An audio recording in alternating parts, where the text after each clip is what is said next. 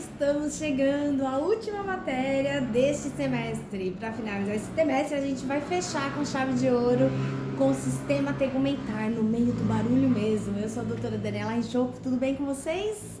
A biomédica na medicina veterinária.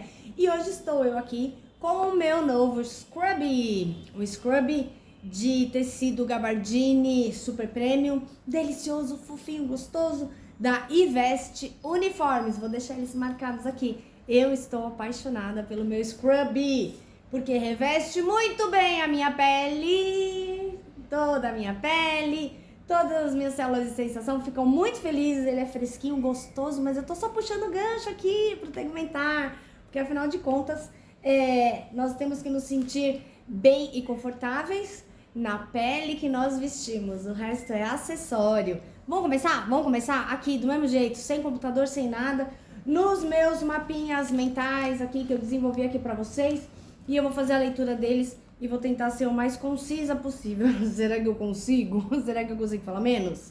Se você não me segue, segue meu canal. Se você já segue, obrigado pela companhia. Deixa sua mensagem para que a gente melhore cada dia um pouquinho mais. Quais são as camadas da pele? Pele.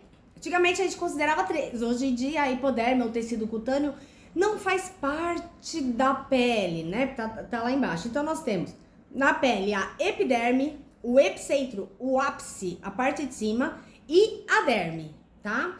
Então na epiderme, que é o tecido mais externo, nós temos, ele é um tecido epitelial, pavimentoso, estratificado, queratinizado. 99% dele é queratina.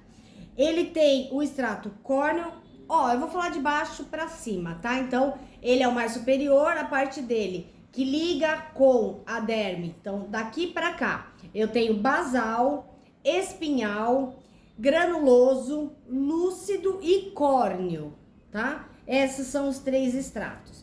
E ainda camadas da pele eu tenho a derme, que é vascularizado, que é irrigado, é a parte de baixo dessa superfície, e ela é composta por derme papilar e derme reticular. E é composta por tecido conjuntivo frouxo, não modulado. Vamos para o segundo. Quais são... Opa, é que eu fiz 2 aqui, tá? Um mais detalhado. Então vamos lá. O que são glândulas exócrinas? Exócrina é o que manda para fora do corpo, para fora do sangue, tá? Ou para ductos em órgãos. Então, glândulas exócrinas lançam secreção para fora do sangue, para fora do corpo, para o exterior do corpo ou na cavidade de um órgão, tá? Exócrina. Endócrina, a gente lembra de endocrinologia, que ela vai fazer função lá dentro. Exócrina é o que eu jogo para fora, tá? E possui ductos, lógico. Nós temos 3 classificações. A merócrina, glândula exócrina merócrina, é aquela que ela não se desfaz quando ela lança sua substância. A célula continua intacta, tá?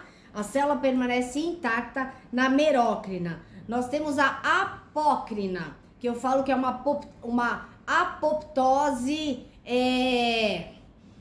uma semi-apoptose. A apócrina é uma semi-apoptose, tá? Ela perde parte do citoplasma dela, tá? A apócrina perde parte. E a holócrina se destrói por completo. Tipo, vira do avesso pra jogar tudo pra fora, tá bom? 3. Receptores sensoriais. Nós temos 2 tipos, o livre e o encapsulado. Então, já começo a dizer que o livre não tem cápsula, tá? O que são, né? Receptores. São terminações nervosas. No caso do simples, são terminações nervosas simples, sem cápsulas protetoras, e ele tá espalhado pela pele e pela maioria dos tecidos do corpo. São o tipo mais comum encontrado, tá? São terminações nervosas mais comum encontradas, são as livres. E elas detectam dor, coceira, temperatura. Como exemplo, eu tenho o disco de Merkel, tá? Que é uma sensação do toque e uma pressão leve. E também as terminações do folículo piloso. É a sensação, é o sentir, o toque quando o pelo é movido. Gente, meu gato tá Meu Deus do céu, o gato se enrolou todinho. Quando não é o cachorro, é o gato. Ele se enrolou no fio aqui do meu computador. Meu Deus do céu, quase vai tudo pro chão. E diferente dos livres, nós temos os encapsulados, que tem uma cápsula, tá? São terminações nervosas envoltas por uma cápsula de tecido conjuntivo, tá? Elas são mais específicas, tá? Mais específicas, vamos entender. E elas ajudam a filtrar os estímulos, tá? São mais específicas, eu quis dizer especializada, tinha esquecido a palavra. São mais especializadas. Elas têm a ver com a propriocepção, a nossa percepção do nosso ser no espaço, na posição, se a gente tá deitado, se a gente tá de pé, tá? Elas estão presentes nisso na propriocepção. Como exemplo, eu tenho vários corpúsculos de Patini. De Patini é a pressão forte e a vibração. De Meissner é o toque leve. É o passar da nossa mão sobre algo. Então, quando a gente passa a mão sobre algo, é esse corpúsculo de Meissner que é ativado para eu ter essa percepção, tá? Nos animais a mesma coisa.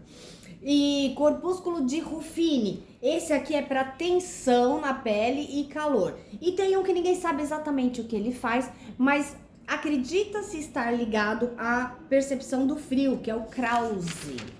Corpúsculo de Krause. O que são os coxins? O que são coxins? Peraí. O que são coxins? Essas coisinhas gotosinhas aqui, ó. Ai, meu Deus do céu, peguei o bicho que tem mais pelo. Essas almofadinhas. Coxins são as almofadinhas. A cara da venda. Coxins são as almofadinhas. São estruturas que servem para absorver impacto, servem para proteção. Formado de tecido adiposo subcutâneo, que tá na pele grossa, tá? Tecido adiposo subcutâneo repartido em fibras reticulares, fibras colágenas e fibras elásticas. Essa é a composição dos coxins. E eu tenho tipos de coxim. Tipos de coxins nos carnívoros são coxins carpais e metacarpais. E os coxins digitais, face plantar, da terceira falange distal. Eu preciso dar uma arrumada nisso aqui, viu, gente? Depois eu falo pra vocês mais sobre os coxins. Eu acho que eu tenho ele mais bem desenvolvido aqui, ó. Então, vamos lá. Coxins, estrutura espessa da pele. São almofadas. Tem como função absorção de impacto e redução de atrito. É formado de tecido conjuntivo, subcutâneo repartido por fibras reticulares, colágenas e elásticas. Nos carnívoros estão presentes os coxins os digitais metatarso, metacarpo e carpo, tá? Nos equinos eu tenho o coxim digital carpal, tarsal, metacarpal e metatarsal, tá? Vamos lá pro próximo. Então, já vimos os coxins,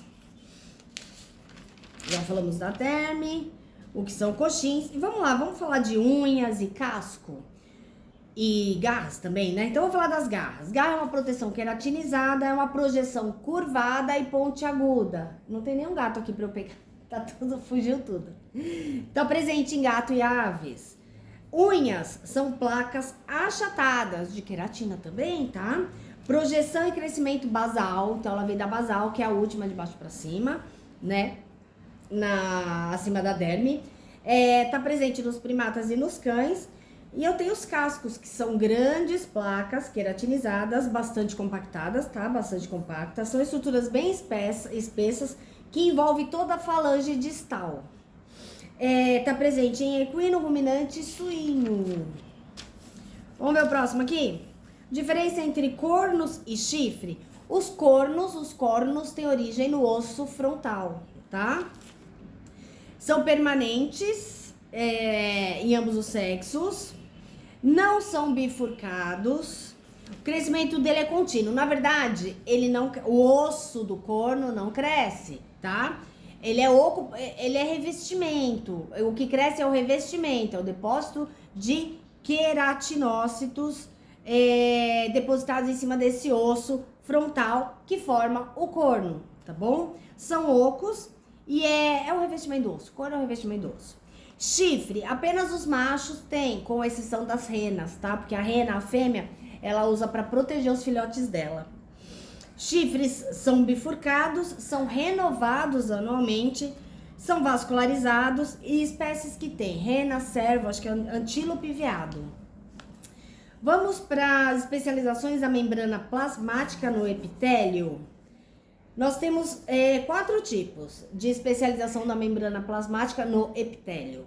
Microvilosidade, que aumenta a absorção. Cílios, que faz o movimento de substâncias na superfície. Estereocilos, são microvilosidades longas que a gente encontra no epidídimo.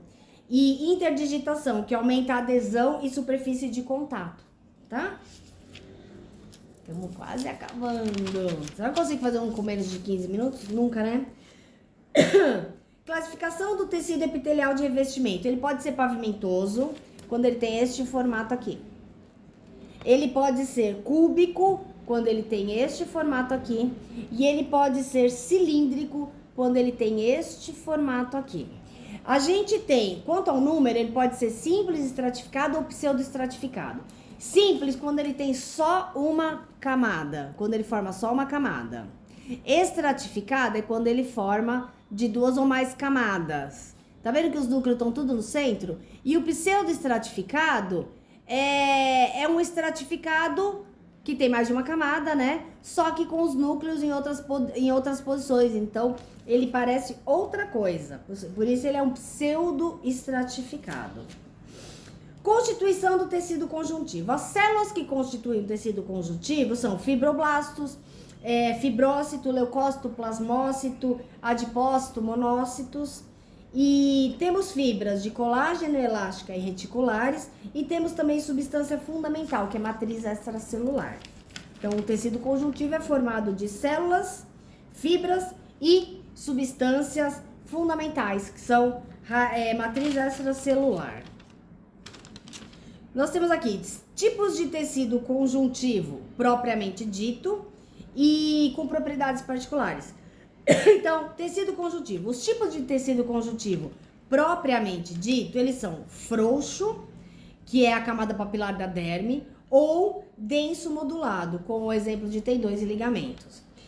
E também denso não modulado, que é a derme reticular.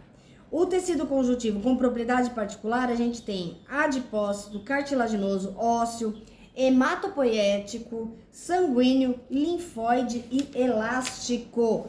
Boa prova para vocês. Após isso, um bom final de ano, boas férias e mais do que qualquer coisa, que todo conhecimento se reverta em ação, que todo conhecimento se reverta em benefícios, tá? Para você que tá começando agora e ainda não tá com a mão na prática, vai aprendendo o máximo possível e traga sempre ao seu tutor aquilo que você sabe, porque ele vai te ajudar a ir mais além e às vezes até lembrar coisa que ele não lembra do começo da faculdade, como matérias morfofuncionais, por exemplo. Então, todo conhecimento agrega, que ele agregue na sua vida e obrigada por você agregar na minha. Deixa seu like, deixa uma mensagem, se possível compartilha com alguém que também gostaria de saber sobre esses assuntos, que está estudando ou não, que é responsável por animal ou não, mas pessoas que se interessem pelo tema. Obrigada por mais um ano maravilhoso aqui com vocês e rumo às próximas matérias. Beijo, gente!